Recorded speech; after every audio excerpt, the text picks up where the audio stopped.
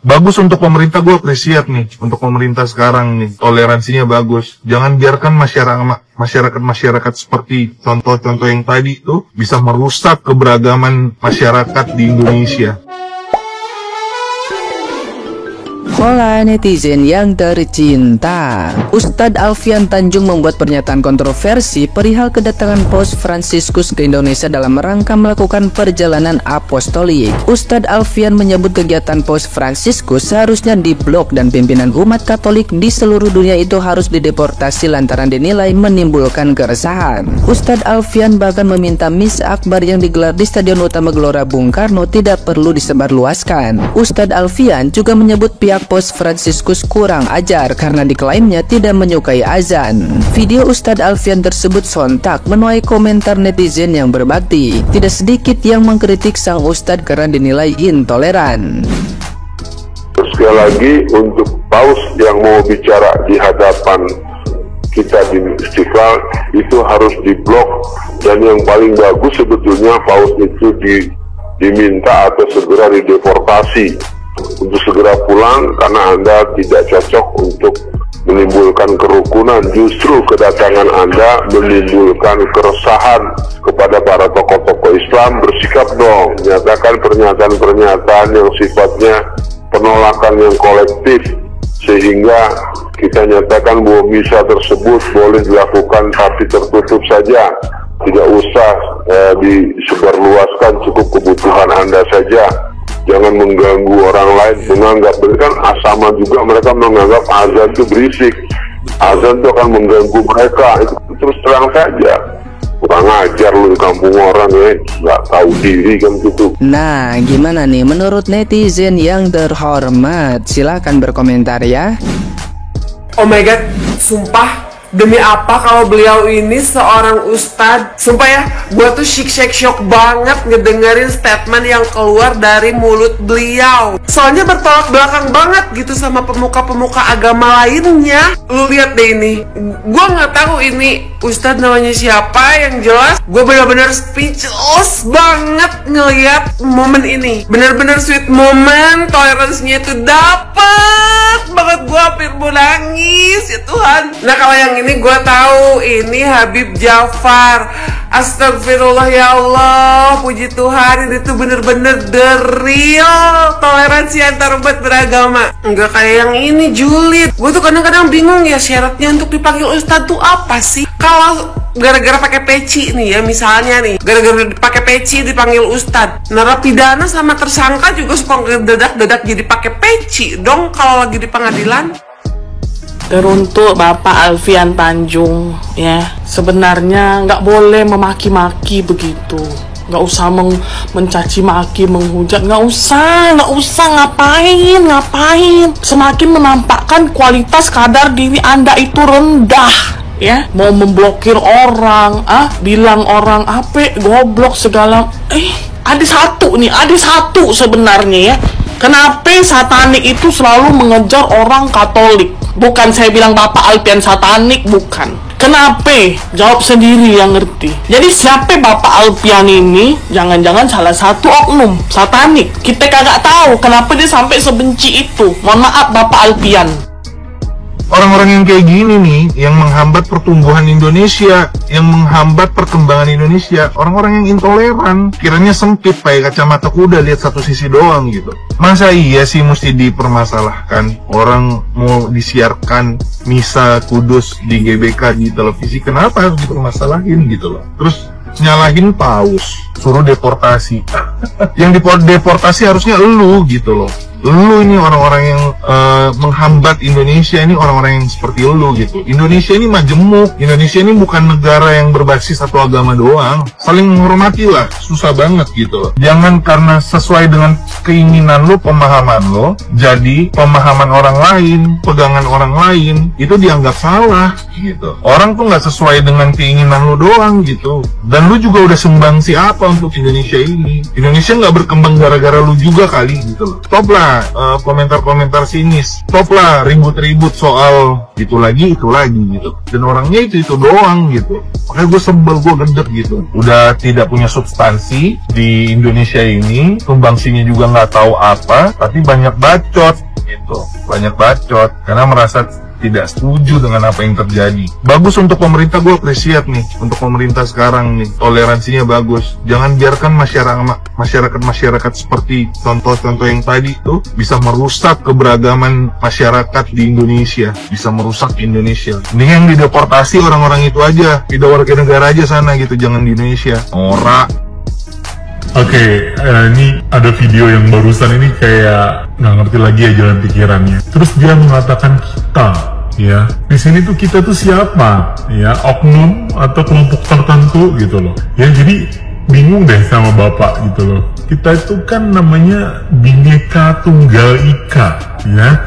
Indonesia tuh beragam, ya culture, kemudian juga karakter kulit, ya bahasa, agama gitu loh. So we have to, ya kita tuh harus menghargai tolerance, ya menghargai setiap agama, ya nggak boleh kita menjudging gitu ya, menjudge bahwa agama kita yang paling baik, ya justru kita di-challenge nih, ya sikap keimanan kita tuh di-challenge bagaimana kita menerima perbedaan itu, bagaimana kita menghargai setiap orang. Nah itu yang namanya gentle, itu namanya toleransi atau tepos liro. Semoga Bapak ngerti. Pendapat saya tentang yang menghujat dan membercandain Paus Fransiskus, pendapat saya ya biarin aja. Walaupun ada yang membercandain Paus kan ikan, waduh, atau sebutkan manfaatnya orang ini datang ke sini. Orang ini maksudnya Paus ya. Gimana ya? Kita ini memang mungkin di sini minoritas, tapi di dunia kita kayaknya lumayan banyak ya. Dan kemudian memang Paus ini pemimpin tertinggi orang Katolik ya. Kita harus menunjukkan jiwa besar kita. Kita buktikan bahwa omongan-omongan kerdil itu tidak mempan di kita ya. Orang Katolik kan biasanya gitu ya, dihina, dicerca, istilahnya ya, direndahkan, itu kita nggak pernah dengerin. Kita tutup kuping dan tutup mata. Jangan bereaksi. Reaksi hanya akan membuat mereka semakin gembira. Naik Innovagenik apa sederhananya gitu. Wah, kemarin ngeliat ya ada komen kayak gitu di salah satu konten yang berseliweran gitu. Mungkin untuk menjawab komen itu teman-teman lihat lagi sebelum-sebelumnya gitu. Kayak sebenarnya Paus ini kan memang bukan hanya pemuka agama, beliau juga kepala negara gitu. Teman-teman bisa lihat sebelum-sebelumnya kepala negara yang datang ke Indonesia, contohnya misalnya kayak Raja Salman gitu ya, King Salman kita nyebutnya. Terus juga ada Presiden Amerika Serikat, Joe Biden gitu. Teman-teman lihat deh fasilitas-fasilitas apa yang mereka datang dengan apa gitu dan sebagainya. Terus bandingin coba gitu sama yang sekarang gitu baru datang.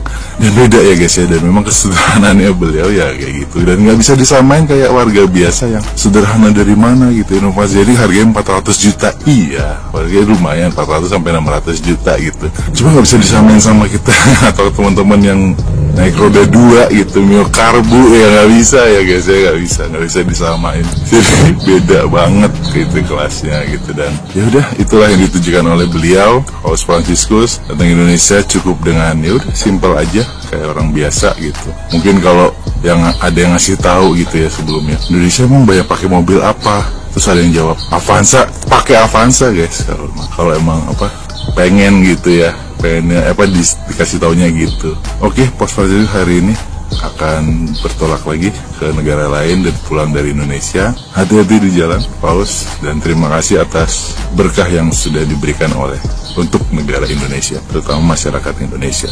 Terima kasih, selamat jalan. Bersiaplah, ladang telah menguning, masa penuaian besar telah datang. Panggil teman, sanak saudaramu berhimpun, turunlah ke ladang Tuhan di akhir zaman. Bersiaplah, ladang telah menguning. Lumbung-lumbung Tuhan telah disediakan.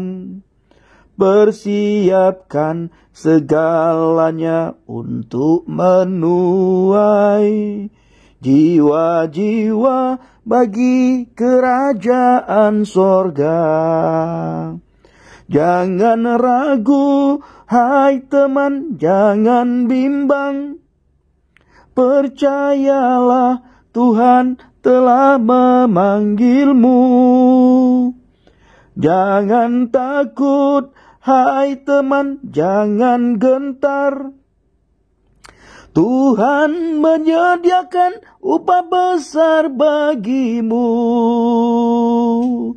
Bersiaplah, ladang-ladang telah menguning.